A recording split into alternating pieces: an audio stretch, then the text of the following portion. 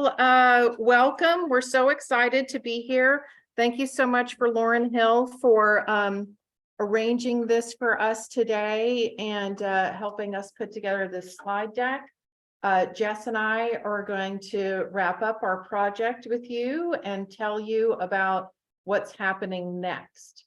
I know you guys can all see the slide deck, and here's some really fun images I wanted to talk about a little bit. So here's our beautiful food truck boot camp flyer that Jess designed. We had a wonderful vermiculture workshop. This is in Graham County in Robbinsville with a company that we helped them expand a lot. Mountain Valley Worm Farm, and she's in Haywood County. This is the glamping operation at Winding Stair, Western Carolina University, and Wendy Cagle led a research project on the market opportunities around glamping. So we did a farm visit there. It was a lot of fun. It's our food truck boot camp image. We had food trucks come and do tours outside. It was a lot of fun. And then at the top right corner is Jenny Knight, who came out from Community Food Strategies to help us have 6 meetings in just a couple of days to launch food councils in the region, which was amazing. That was in May of this year, and Jess will talk more about that. And of course, we want to recognize our partners who have sponsored us and supported us for the past 4 years: the Center for Environmental Farming Systems, Appalachian Regional Commission, Cherokee Preservation Foundation, and NC State Cooperative Extension. So with that, our agenda for today, we're going to do land recognition. We're going to talk about what we've done in 2022. I'll give you some final report highlights. We'll talk about next steps and some gratitude. So we do want to recognize that we are working on the lands of the Eastern Band of the Cherokee. We have worked chiefly in this region for the past 4 years, and we have had the wonderful opportunity for Chumper Walker to host us at EBCI Extension. So thank you so much, Chumper. It's been a joy. It's been a joy. All right, and so I'm going to let Jess take over and talk about our activities for 2022. Sure. I'm in charge of the button. Yeah, you're the button. I'm the button. Okay. So thanks to Chumper's suggestion of listening to what is going on in food businesses on the boundary, we were able to hold some listening sessions and found out that there was a really big need for food trucks. Food trucks are such a beast of a business. They have so many different regulators. And then you add business development needs, marketing needs, and of course, what's a groovy menu, right? So we were able to reach out to the Street Food Institute. These are some incredible folks based in New Mexico, and they are in association with their small business center out there. And they have like a 12-week course at the Street Food Institute, helping you do A to Z of everything you need to launch your Street Food Institute. So this is more than just food trucks, right? They also do catering and food trailers, those kind of events. But we invited them out after some COVID rescheduling. They came out in November and did this absolutely incredible conference. This is just a snippet of our agenda, but we tried to keep things really, really hands-on and really dynamic. We had a handful of food trucks come up and do a show and tell, like Laura was talking about, so folks could experience different layouts. We worked on menu design and menu development. We had, of course, your standard business planning, business development, but also really interesting apps and data management tools for what's a good software system to manage all your transactions and how do you tell people where you are. So just really, really niche specific things for this little conference we did. The criticism we got was it was so affordable, people thought it was a scam. So I'll call that a win. We are working with Sabrina Arch over at EBCI Commerce to maybe hold this conference again next year. How many people attended? So we had 42 people attend, and that represented about 24 businesses. So we had couples come and stuff like that. It was amazing. We had people come as far as Raleigh, folks out in Charlotte. The Small Business Network promoting from within was able to bring us those folks. And that's also how some folks believed it wasn't a scam because it was backed by the Small Business Center. Really great event. And we're just going to brag a little bit about some of our students who attended that. So since attending, this is Strange Trip Pizza. They're based in Macon in Franklin. Their truck was not purchased or designed or built out. So he gave us a lot of credit for helping him figure out what's going to work best for his business. Since then, he's also stopped by Lisa's office to talk to her about purchasing and procuring some local food from local farmers. So has Sean Bennett with Breadheads food truck. So you can, and again, he didn't buy a trailer, he didn't buy anything, he didn't have his wrap figured out. And he credited us to saving him a lot of money and a lot of mistakes by attending this little boot camp. Marty, that's who came the day that you were there. Okay. Yeah, so he also has reached out to Lisa, because we had Lisa and Cisco both give a presentation on this is how you can order specialty local food to make your menu pop. This is how, if you want to go through a distributor like Cisco, make yourself a little more cost effective, get those contacts. So we had a lot of local representation as well to really get folks invested in this area. One of the highlights as well that I haven't talked about yet was we did really intense coaching. Marty was a coach. So we had folks kind of speed date these experts on menu design, truck design. We had a logo designer come out and offer 30 minutes of specialized services. So really great coaching, really dynamic conference. So Strange Trip is rocking. Breadheads is now set up at Innovation, Angry Elk in Cherokee, Farmers Market. and at the Farmers Market in Silva. So he's rocking and rolling. And then our buddy Rich at Wicked Fresh Seafood, he's set up in Cherokee on Tuesdays. And when I talked to him there, he said he has 215 events booked for the rest of the year. So And you guys, he bought his food truck in January for $53,000, and it's already paid off. Wow. And he's in January 2023. yes, Yeah. and he wants Yeah. to buy another one. I've seen him in Waynesville. And it's amazing. In that time.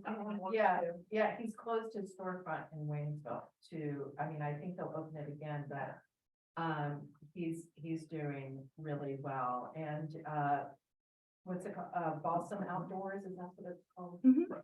Brighton City Outdoors is has taken over Motion Makers in downtown Cherokee, and because they're serving beer, they have to have a food truck there every day. And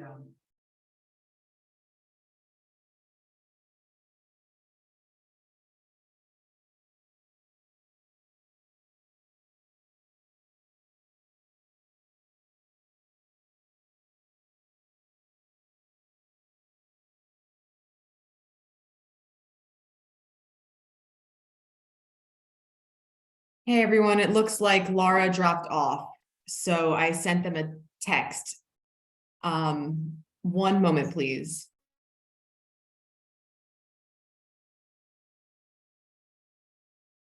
back, sorry about that. And I need to share screen again, Lauren, is that right? Yes, share your screen again. No, I don't see it. Oh, I'll make you a co-host again. Sorry, let's go make co-host.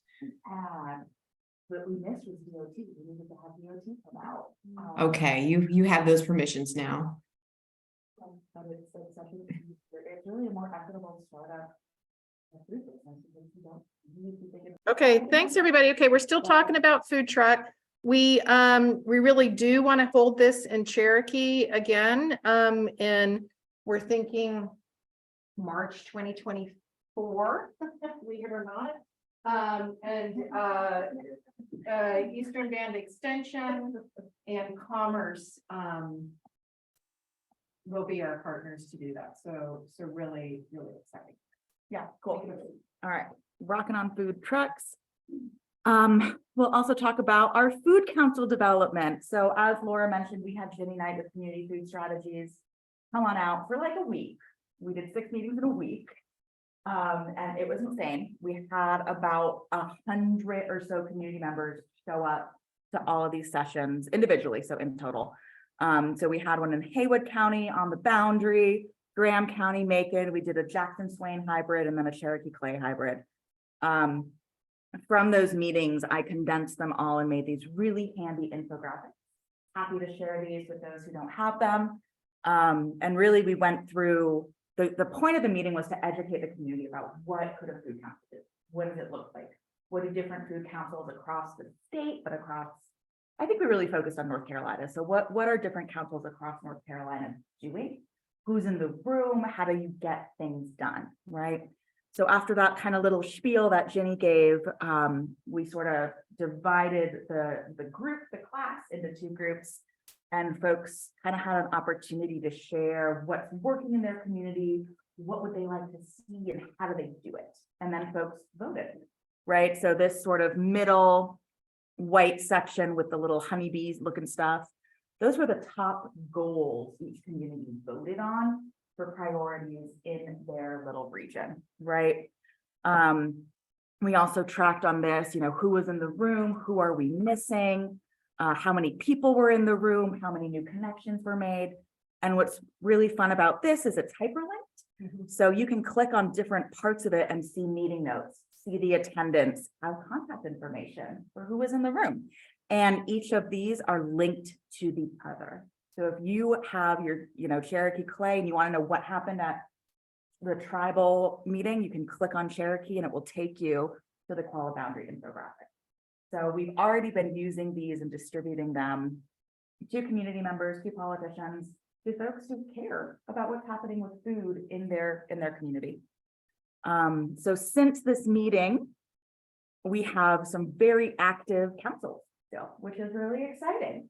I've been working really closely with Jackson County, of course, who decided to divorce Wayne County. So they are now their own county, Lisa. So Jackson has been meeting really regularly, and the first priority was to figure out what a commissary kitchen could look like in Jackson County. So we have developed a really, really big survey, very, very, I would say exhaustive of, what is your business? Do you even have a business yet? What's holding you back from starting, expanding? What could access to a commissary kitchen do to enhance your business? Would this give you access to full-time income? Do you want to keep this a supplemental? Where are you now? And then of course, things like what equipment do you need? We also had the foresight to ask, what additional services would you need out of this sort of space? Big old checklist. And some folks are saying, we want a retail store. We want to be able to sell our stuff here too. We want food photography as a part of this too. We need help with the marketing. Some folks are saying they want business development and that kind of coaching stuff. Regulation help. They don't know where to start. So we're going to keep this survey open until May 1st, really, so we can promote it at Greening Up the Mountain, hoping to get a lot more people regionally to also answer this survey and get involved with the Food Council. It's not really exciting. We've already had a meeting with Dogwood about what economic development funding we might have available to build this. And they also guided us a little bit in that survey development. So we know we're asking what they want to do. So we did a Spanish version also. We had a converter to a Spanish version. So that's out. We just got it to Alex, who's here on Sazon yesterday. And so he's getting out. He wants a commercial kitchen. He's interested, but he's going to get it out to a bunch of other people too. Yeah, so exciting stuff in Jackson. Similarly, some really exciting stuff in Macon. We got Jen in the room. So Macon decided the biggest shout out we heard from the community meeting was a need for a more dynamic, kind of easier access farmers market. We have 3 awesome markets in Macon already. But it sounded like folks wanted something bigger, something a little more dynamic, something with easier parking, right? So first step, we decided to figure out what the community actually wants, right? So another survey was launched. We've already had over 100 people respond as customers. And again, we asked things like, do you care about a discount? What are your priorities? We also asked things like, what kind of vendors do you want? What other activities do you care about? Do you care if there's a public bathroom or not? Right. So this survey, I think we're going to have out until May 15th, I think is what we figured out. But we also have this in Spanish as well.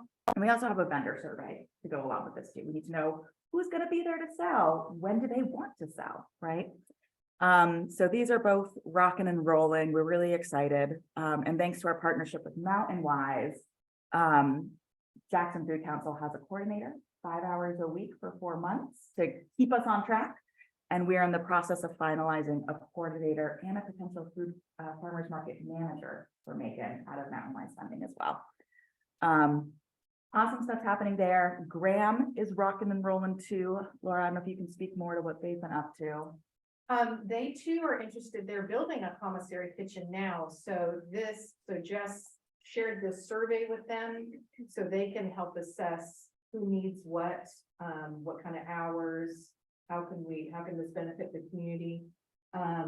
And they, I think, are also interested in a staff, and this is through Michelle Shiplet at great.net. She's a wonderful community leader. So I spoke to their board a couple weeks ago. Yeah, so they're really interested in maybe having a meat market in town. So they are engaged, and so the other ones are Cherokee and Clay. The extension office is leading that. Marlana, I think is her name, is leading that effort, and in Cherokee, the Heat team. Yep, tribal, for the tribal council, we've been working really closely with the Healthy Eating Action Team out of PWHS. And a lot of their goals are very similar to goals that the tribal food council addressed. So we're continuing that partnership. Rose and I just wrote a big Blue Cross Blue Shield grant that we're hopeful to get, and that would supply advocacy funding for a handful of years, decent amount of money, to continue some of the tribal goals. And one of the big ones is allocating more space for community gardens. So really, really cool stuff. Haywood was rocking, took a little hiatus for a minute, but I know that since our food council meetings, we did have several following up.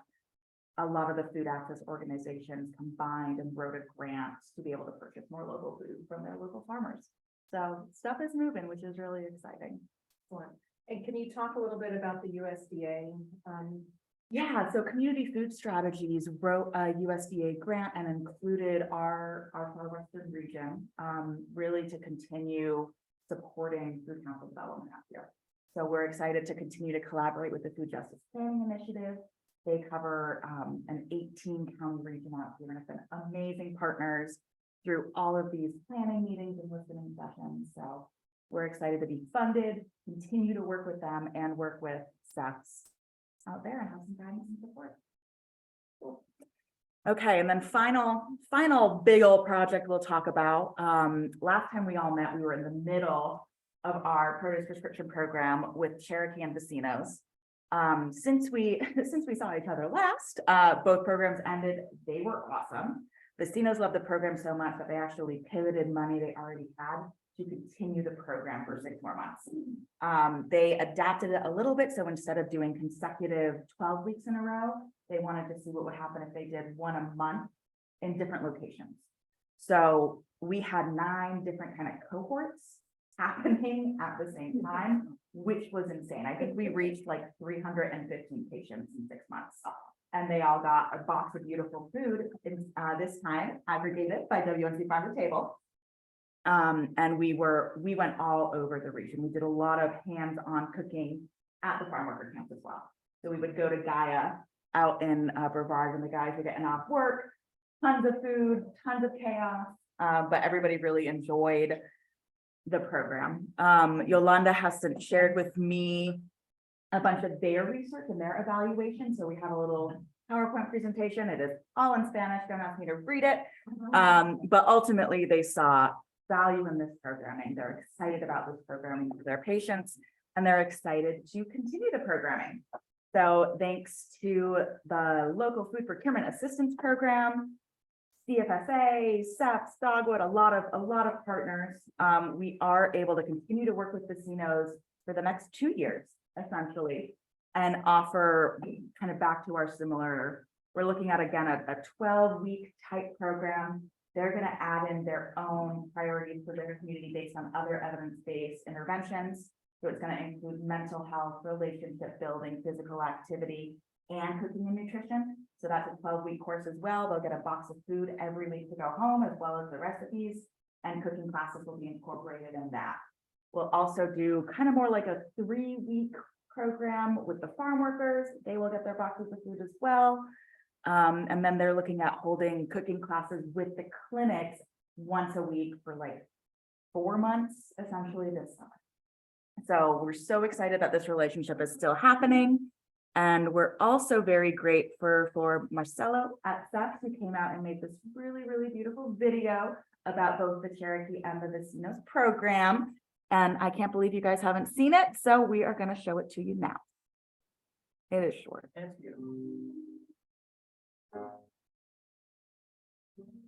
We growing up, we grew everything we ate.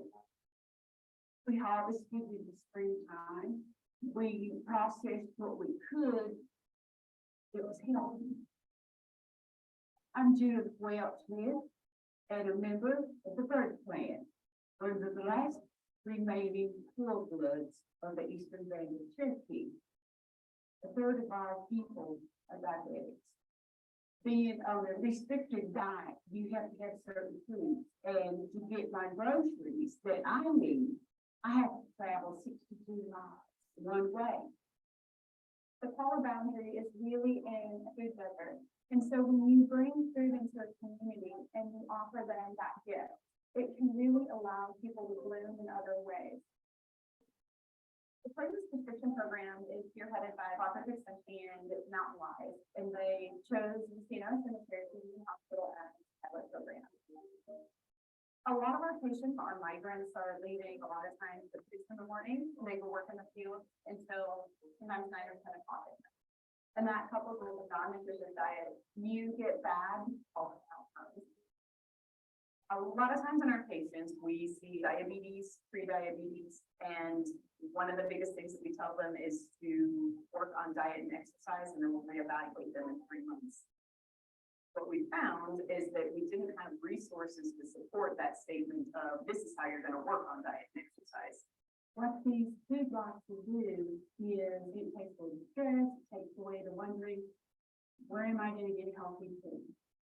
And we just wanted to look at our people and say, hey, we have everything you need in this one spot. We're not just giving people food, we're teaching them how to cook it. On top of that, we're making sure that people have the means to get to our classes and pick up their boxes by giving them gas. And if they want to stay for a class, we have childcare for them.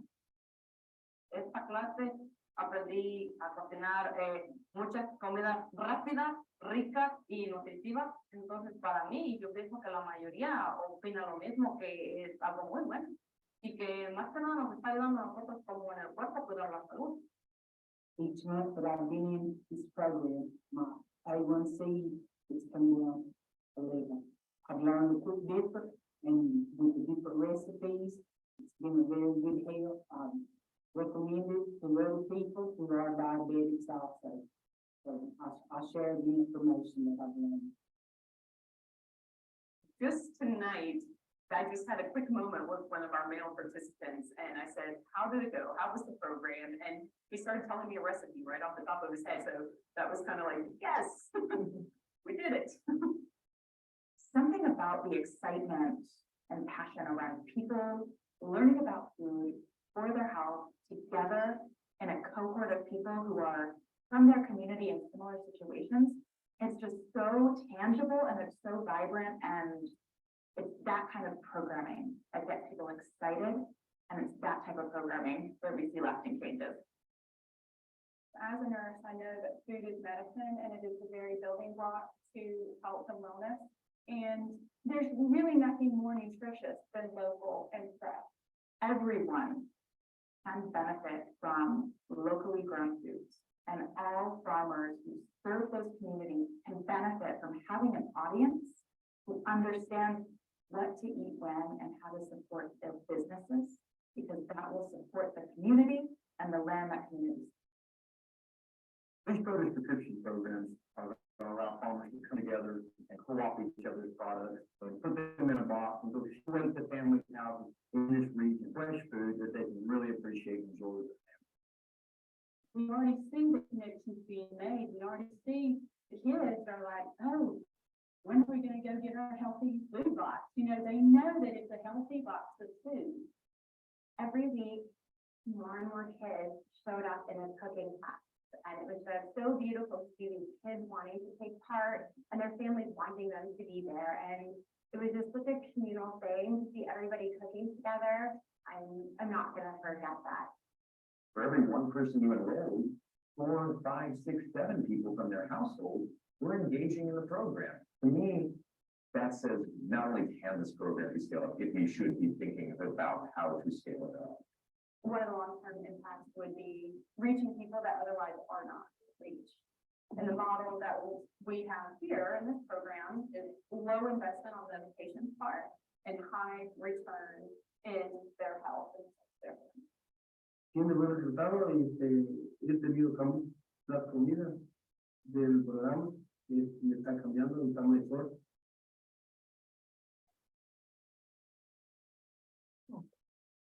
Yay.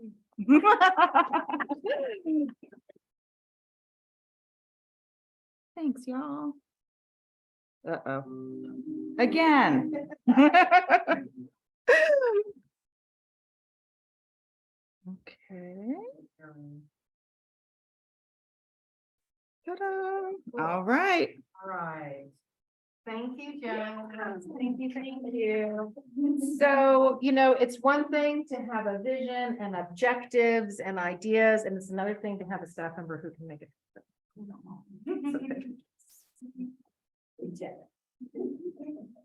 happen. So each quarter, every 4 months, our teams puts together a very lengthy report describing our activities for Appalachian Regional Commission. It takes us about a month to put it together. It's a big deal. Marnie helps us do that by sending in her sheets, and we really appreciate that.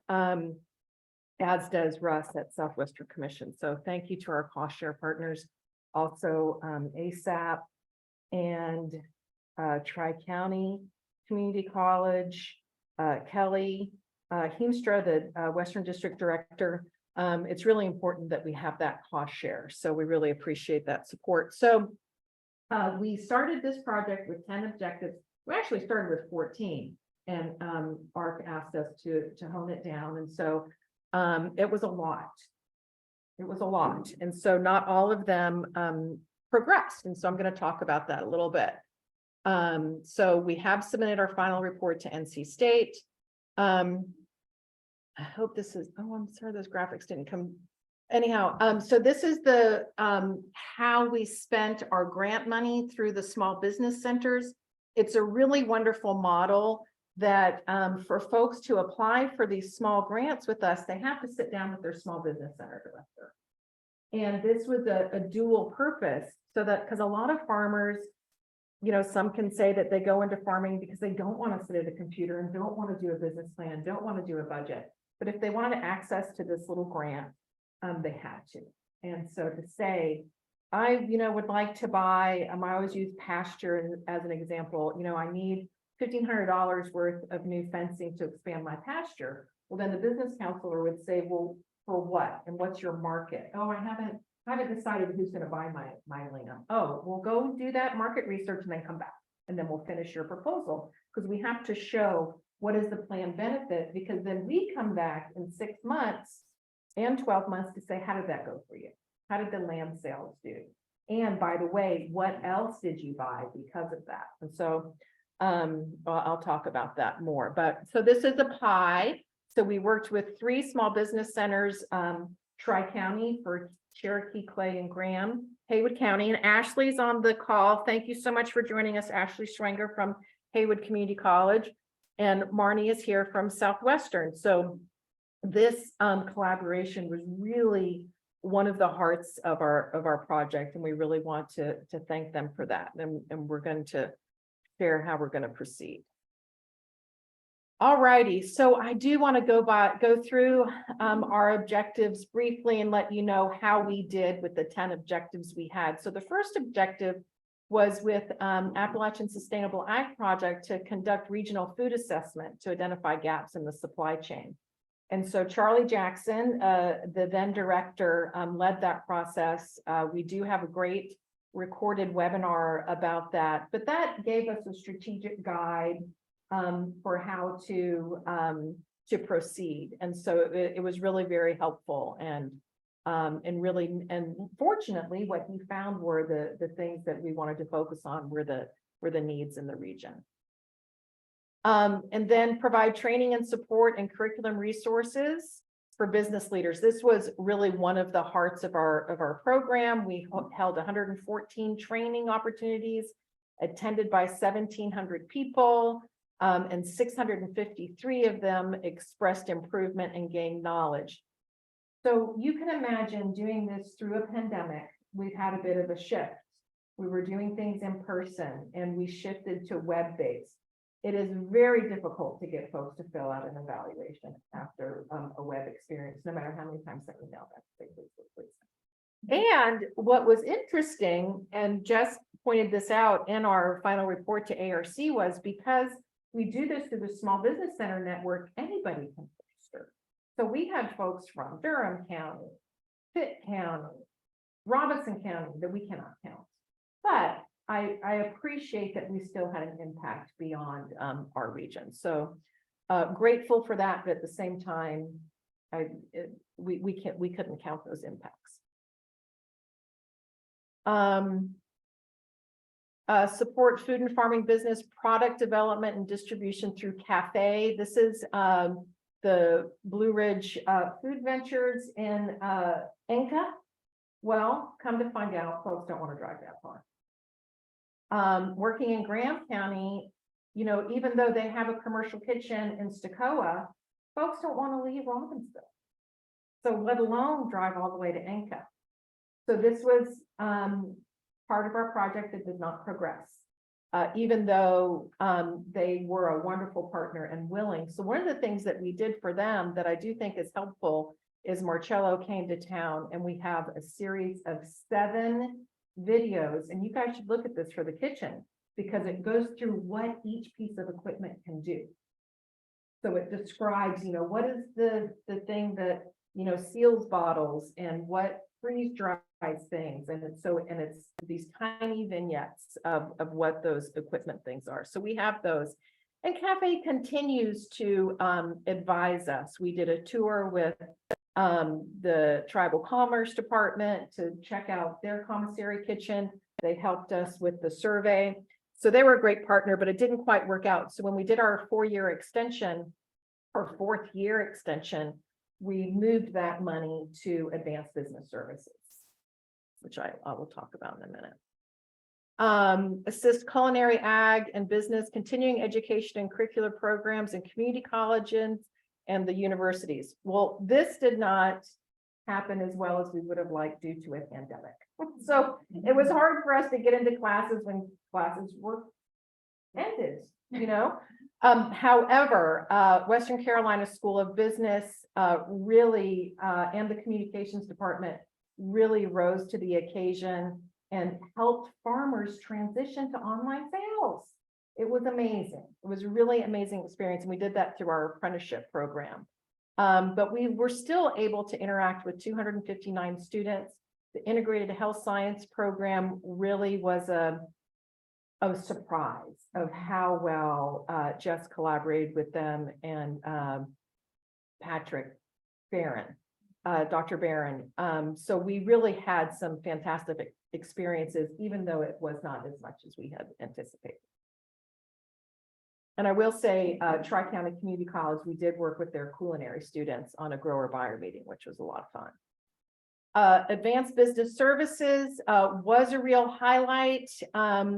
With that program, folks who had already gone through the Small Business Center, kind of like the entry level, worked with our Advanced Business Services person, Catherine Jenkins, wanted me to tell all y'all hello and how much she loved this project. She has a fancy new job in Atlanta. But she was amazing, and I think Lisa can attest to just how sharp she is in helping people focus on what they need to do to take their business to the next level. So we distributed $46,000 in direct support to businesses through Advanced Business Services. Provide infrastructure development support. We had 6 unique infrastructure investments, and this was a loan grant program with Natural Capital Investment. They are now Partner Capital, where if you applied for a $20,000 loan, we would match it 30%, $7,000. We just finished the last 2. One with Jar Farms in Jackson County now has a food stands and farmers markets there at their farm. Just beautiful. It was so lovely to work with them at their next level of expansion. And another one is a food truck in Cherokee, near the boundary, where she is going to work at a fruit stand using fruit to make smoothies and ice cream stuff and hot chocolate. We're really excited about her. Ice cream social. So she was great. She was at our food truck boot camp. And we also used this funding. Rob Hawk at Jackson County Extension helped us distribute COVID grants for cold storage during the pandemic. And so we used this funding to help many businesses stay open and expand and help farmers distribute and keep their product moving. All right, we're almost there. Support the development of direct wholesale retail institutional markets. One of our highlights was supporting WNC Farm to Table. Lisa's here, a new food aggregator in Jackson County, buying from 30 farmers and serving 20 accounts, in addition to a thriving community supported ag program. So Jess was an amazing coach. Lisa's an amazing entrepreneur and really driving this with a lot of passion. And we were really grateful to be able to support this. And other direct and wholesale retail institutional markets, we helped Yonder get $13,000 worth of coolers so that they could transition from a restaurant to a grocery store during the pandemic. So it's been really exciting. The institutional markets piece, we tried really hard to work with Western Carolina. That's back at the slide. With Western Carolina Dining, Steph's has had a lot of opportunities and challenges with this. So it's not just Western Carolina, it's this big behemoth of Aramark or Cisco. It's really hard to get through with them. But and Harrah's, we couldn't quite figure out how to get into these big institutions. But now, right, we helped a lot of food trucks be able to get into Harrah's. And so that's amazing. Laura, Yes. do you find that we have capacity of local food to actually be able to go into Aramark or Cisco or? Well, it's a chicken and egg thing. Oh, okay. So it's like, like cilantro, yes, we will buy 10 cases of cilantro a week. Well, okay, we know somebody who can grow 10 cases of cilantro a week. But like somebody who can supply all the bread Western Carolina University needs. We could probably put that together, but that's why we had 4 years to do it. But we could never just get over that hump. And a lot of it is because of GAP certification. Yeah. Yes. Yeah. That's the biggest problem with it. is, Right. Going between like the group gap or the individual gap, because if the group gap, when one farmer fails, the whole thing fails. Right. And so there's things like that that go along with it, and trying to create a market and then show the farmers that it's worth doing it, and so there's those things that you have to chicken and nugget. So one of the things we thought about that the university was interested in was catering. So, and Lauren Bishop is here, the sustainability director at Western. And so the catering thing never quite took off. Maybe it did, but because we had the grower buyer meeting there. Yeah, I haven't followed up with them to see where that's going. Eric, and the food services director were really supportive of that. But maybe I'm hoping that some of the smaller specialty items they could really latch on to. Like Willie's hot sauces or War Cry hot sauces. We were pitching the idea of having a all Western Carolina menu for the Chancellor's dinner, so those things can still happen. But Lauren was a wonderful partner and we really tried. So the objective 8 was the apprenticeship program. Christina Newhouse led that for a couple of years. She did a fantastic job creating all these structures. Hard to hire people through NC State quickly. It was slower than we had anticipated. And we had a pandemic. But still 19 students were placed and 18 mentors received paid apprentices. You know, the same challenges everybody's having with labor. I mean, this paid $12 an hour. That's like now. So, so we decided to not continue that program during the expansion, and we used those leftover funds to help us stay open in year 4. But the students who did participate and the farmers who did host the students really did have a very good outcomes. They were really pleased with it, but it just wasn't enough to keep it going. 9, support the development of agritourism resources in the region. So everybody here has gotten this, everybody on the phone. I will send you a digital copy of the strategies to strengthen agritourism in North Carolina and the Western region. This was created by Whitney Nolenberg and Carla Barbieri from NC State Cooperative Tourism Extension. Really fantastic. Again, you know, they had to do their research differently during the pandemic, but they have 25 unique recommendations. And we hope, and we sent these to every elected person in the 7 counties. We really hope that we can try to implement these recommendations in the future. So we really do see agritourism as a win-win for not just the farm businesses, but also for consumers and tourism in the region. So Do you have more? Please? yes, I have a box. I'll Yes, yes. And we're, like I said, every elected official has received them. So if you're interested in this, you can call Graham and say, hey, I heard, you know, you've got this report. Can we talk about it? So I was really impressed with their work, and a couple of grad students worked on it as well. All righty. So the last one, assist with land access by collaborating, designing, and incorporating Western North Carolina Farm Link and the establishment of incubator farms in the area. So the incubator farms piece did not happen. We're hoping maybe it will in the future, but NC Farm Link, we started the collaboration with William, and now Stephen Bishop is the leader with Hannah Bundy. She's a former extension agent in Rutherford counties, bringing a lot to the project. Just, it's such an important issue, and it's something we have to keep working on, is farm succession.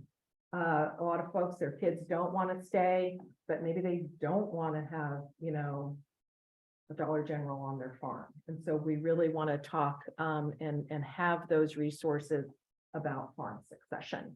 So we're really successful with them and trying to get the word out. And we do hope to, but they're continuing, but we hope in the next iteration, we will be able to share that. So that was a lot of information about our impacts. Does anybody have any questions online or in the room about any of those objectives that we had? All right. So our evaluation process, we had so much information to evaluate. It was a bear. I don't know, Elisa knows. I mean, if you got a scholarship, if you attended a workshop, if you got a grant, we evaluated you on each of those. So it was so challenging. Jess was our evaluation coordinator for a while before she came on full time. So we're so grateful. We eventually landed on Andy, and he's not doing a farm visit today with a farmer, or he would be here, but we landed on Andy Smolsky, professor at NC State in social sciences, and really helped develop this really cool Qualtrics survey. And we have gotten some amazing data.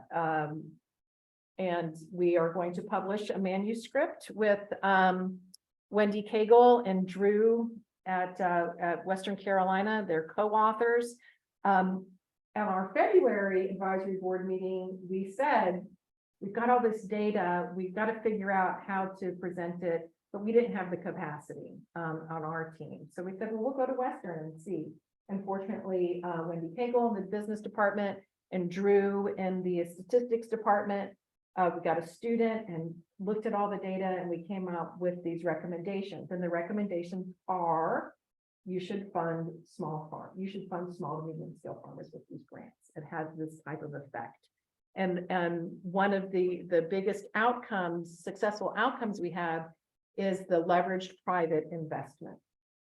So what Appalachian Regional Commission, when we were massaging this proposal back in 2018, they said our leveraged private investment estimate was way too low. I had it at like $350,000. So like, you have got to quadruple that. And so we said, okay, I talked to ag economists all over the country.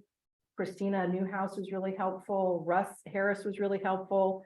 And we figured out, we're like, okay, we can do 1.1 million. We think that we're going to have this impact.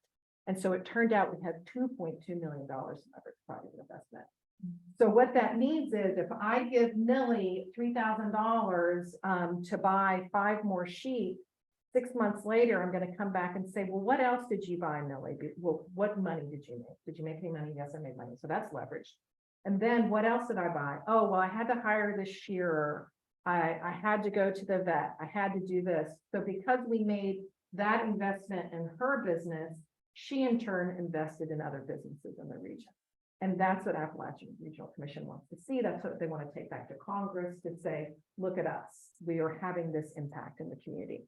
So we were really thrilled that we had this evaluation process and we're able to do that. And so we went back to folks 6 months and 12 months. And the specific question we asked them was, because of this Empowering Mountain Food Systems funding, what else did you purchase? So it was very direct. It wasn't, how did your business grow? So I'm really, really proud of that and really grateful to the folks at Western Carolina and Andy for helping us figure out how to do this. Does anybody have any questions about that LPI? Did you say that the report is out already or coming? It has been submitted to ARC. Right, it's long. Your hat, I will send it to you. Are you asking about the manuscript? Is that separate from that? Oh, the manuscript, the publication it's out for peer review. So it's not the academic article is not published yet, but our final report is been sent to NCK. Any timeline on the manuscript? I don't, Michelle, do you know how long that usually takes to get an academic thing? A while. Yeah. I wish I could give you more. I can, I'm not sure what stage they are in writing, but preparation of the manuscript could be anywhere from, 6, 8 months. Yeah. And then once Yeah, you submit it, it could we've be submitted another. it to the work Okay. For the Journal of Extension. So review can take anywhere from like a month to 6 to 8 months. Right. So I can actually text, if Andy is leading it, Laura, I can ask him. Okay, that'd be great. He's on a farm somewhere today. And Dr. Michelle Schrader Moreno is with us. She's the director of SEPS. Great boss. All righty. This is very small, but this I'm showing you what our performance measures were and the percentage of our goals. And so we didn't, have 100% on these, but again, we didn't meet our goals, but we're quite satisfied with those. We served 134% of the businesses we thought we would serve. 64% of those were improved. ARC requires that businesses have 2 improvements to count as improved. And so that's really interesting. And so, and again, this is based on who responds to evaluations. Jobs created 31. We said we'd create 129. I mean, Marnie, we were in a pandemic.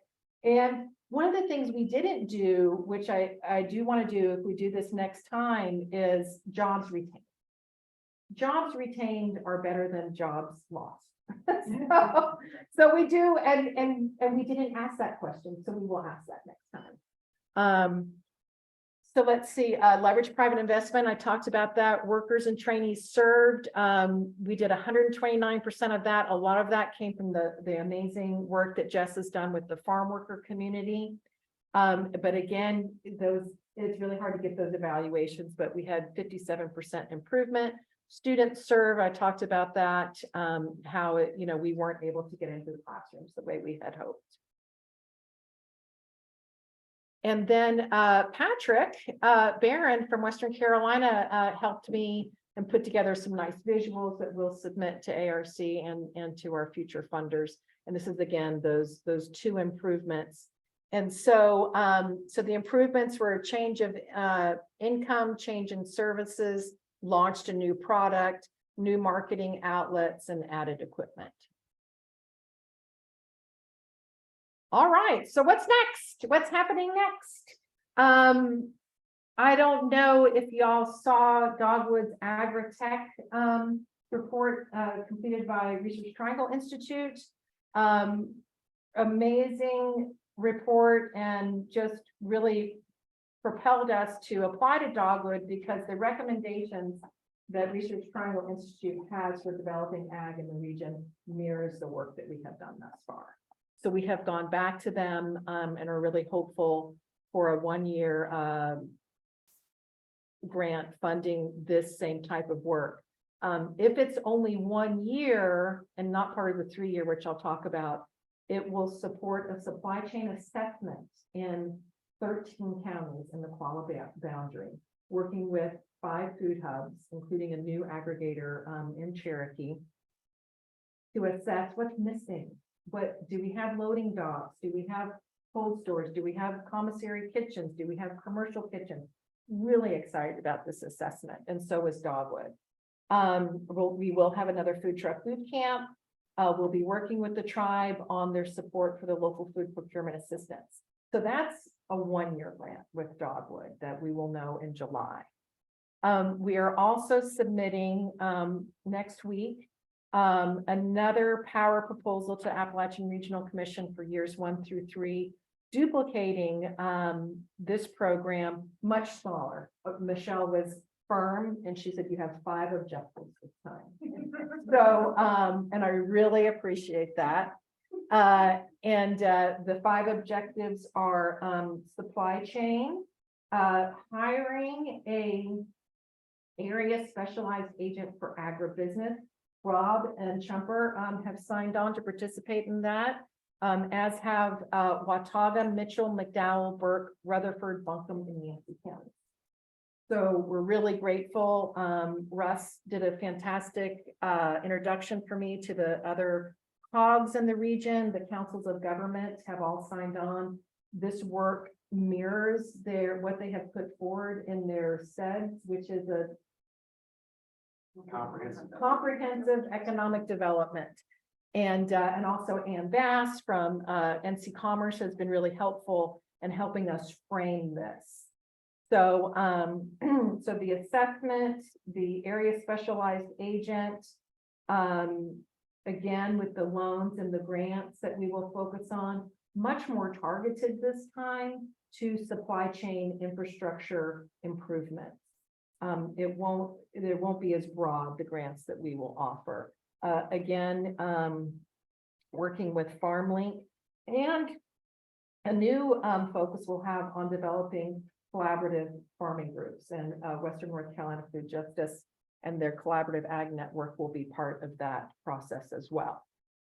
So really excited. I mean, the food hubs are exploding with this USDA program. It's $13 million for the state. And Lisa is a leader in this Western North Carolina Food Hub group. So we're looking at how they're getting this $8 million, but it's good. It's only for food purchases, but it's not supplying equipment or staff time. So we can at least help with the equipment. So we're really excited about that. Michelle, do you want to say anything about their proposal? I think the main thing is, couldn't really happen without the foundation for this work, the people involved, the network of folks really giving effort. And I'll just thank Laura, her really vision, work ethic, and getting things done.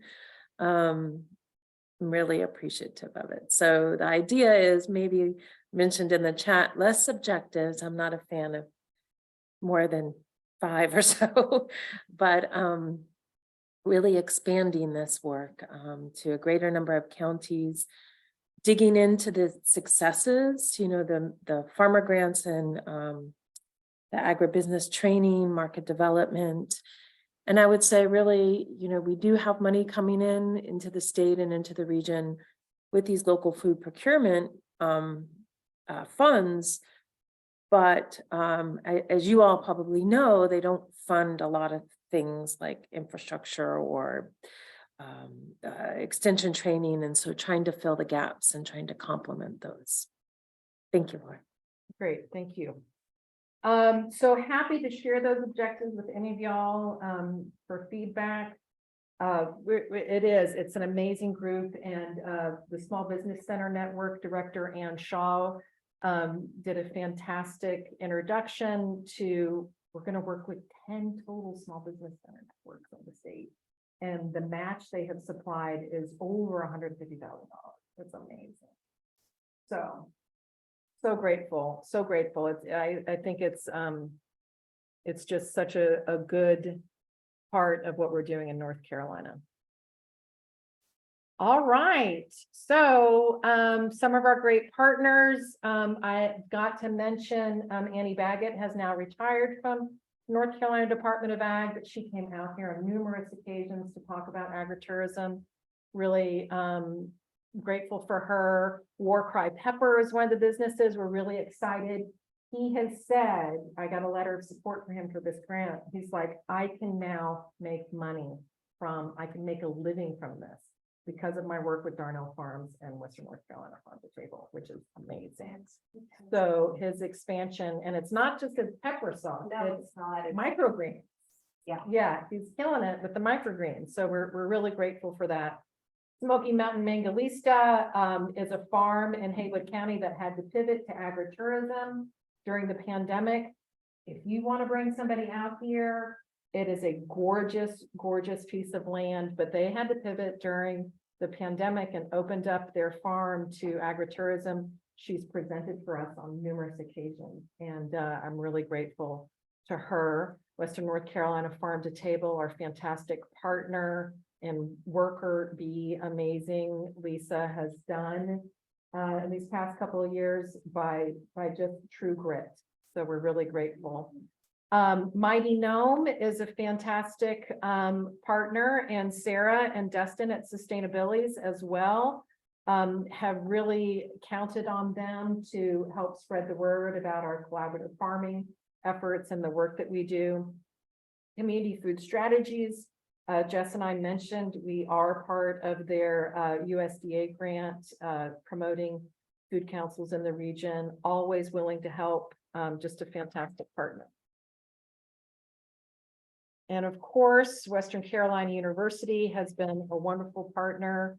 Thank you, Lauren. They hosted such a fun grower buyer event on campus right when we were opening from COVID. And it was just such a joyful experience and really wonderful. And working with the faculty there and the health and human sciences, getting able to use their kitchen and that lab. Oh my gosh, it was a beautiful kitchen that they use in their nutrition program. So much fun. Southwestern Community College has been a key partner.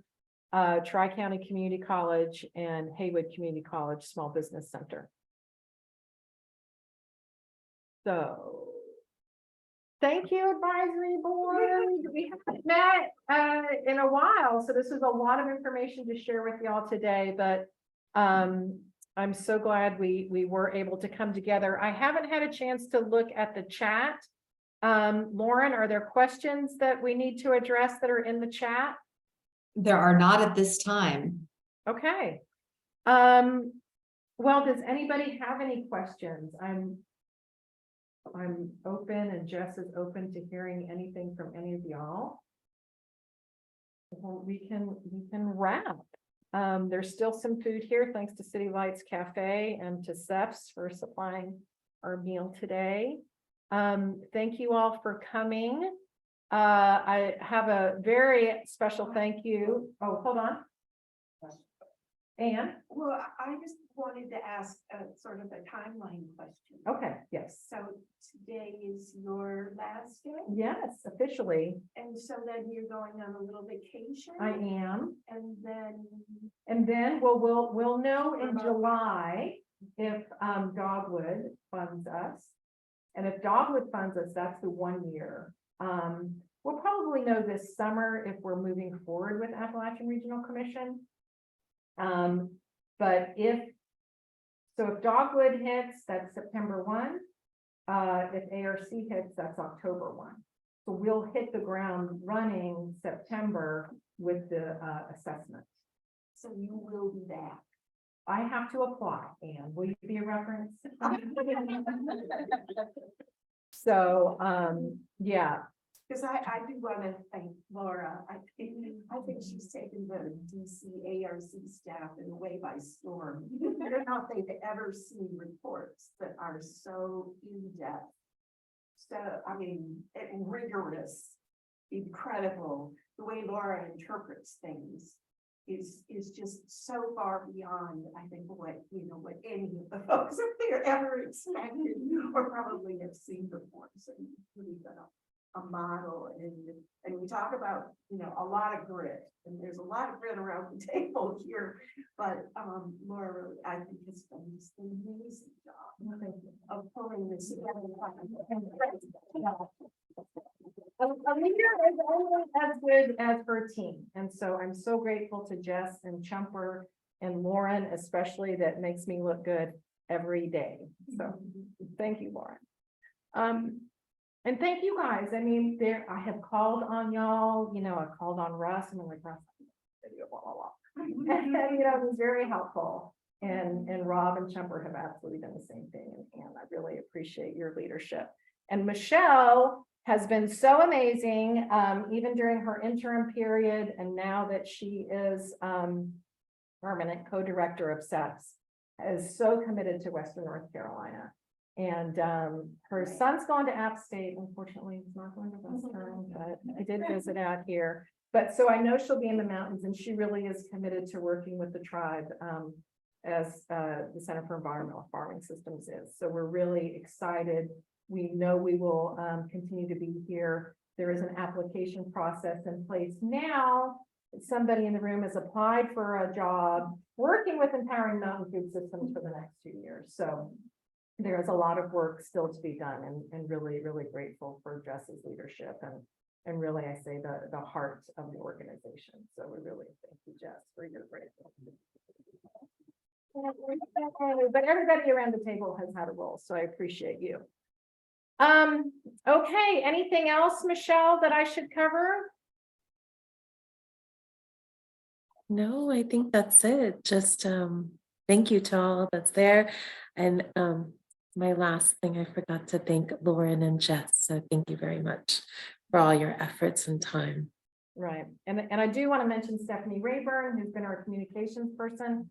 She has juggled so many different things and gotten so many weird texts from me, and still, as has Jess and everybody I work with. So lots of voice to text. Oh, I thought about this. And so, but you guys roll with me so well. I'm so grateful.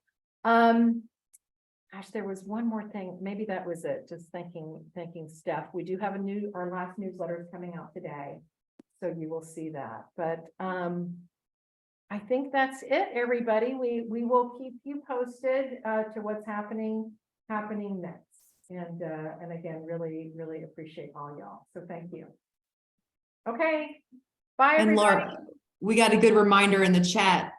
Reminder to everyone that we're starting a 6-part Business of Farming series next Wednesday. So please spread that word. And there's a little more detail in the chat if you want to check that out. Oh, that's Ashley. Thank you. Ashley from Haywood Community College. It's amazing. So Yeah. yes, our listserv, Ashley, you want to talk about that a little bit? Just, briefly, so we'll have, Farm School on Wheels we're doing our kickoff session will be in person at the High Tech Center. And we're also gonna have Sticky Eights food truck, which was an EMFS grant recipient. They'll be there for lunch. So if you're gonna be close to Waynesville and you want to come by and even just grab lunch, then please do so. So excited to have that series starting and to be hosting a SBC client and EMFS grant recipient and as they get up and going. So just a reminder, that's all. Great, and I'll be sure to send that out on our listserv, which does close today. So, great. Well, thank you, everybody. Happy Friday.